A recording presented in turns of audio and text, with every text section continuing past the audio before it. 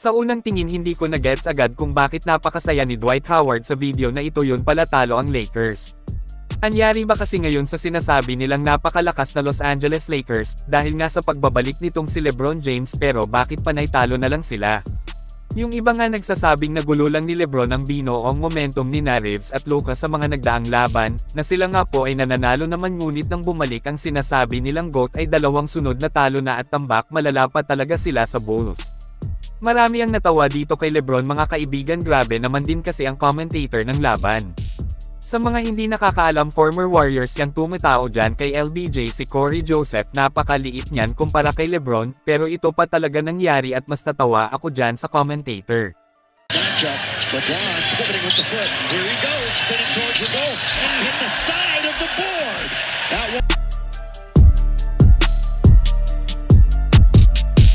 Kasalukuyang nasa rank number 4 ang grupo ni Luka na may 43 wins at 28 losses, 2 games lang ang pagitan sa Warriors.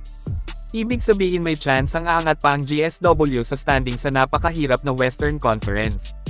Samantala ang Golden State Warriors naman po ay may laban bukas kalaban ng dating kupunan ni Jimmy Butler na Miami Heat.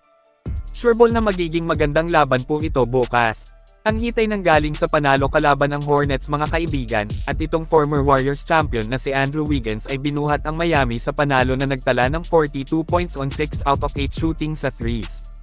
Paniguradong gigil din si Wig na talunin ang Dubs, kaya napaka-exciting na laban ito. May good news pa kay Steph Curry kung saan mula sa masamang pagkakabagsak ng GOAT shooter sa nagdaang laban nila kontra Raptors, ay mabilis siyang nakaka-recover sa injury na tinamon niya, kung saan upgraded as questionable na po si Curry sa bakbakan kontra Miami Heat bukas. Kapag katuluyang nakapaglaro na si Steph ay naniniwala akong mananalo sila versus Heat, kung out pa rin ay mahihirapan yata sila. Pero malay natin, bilog ang bola at walang sino man ang nakakaalam kung ano ang magiging takbo ng isang laro. Kayo mga kaibigan, anong team sa tingin nyo ang mananalo sa kanilang banggaan bukas? I-comment lang po yan sa ibaba at akin pong babasahin yan. Maraming salamat po, mag-iingat at God bless sa lahat.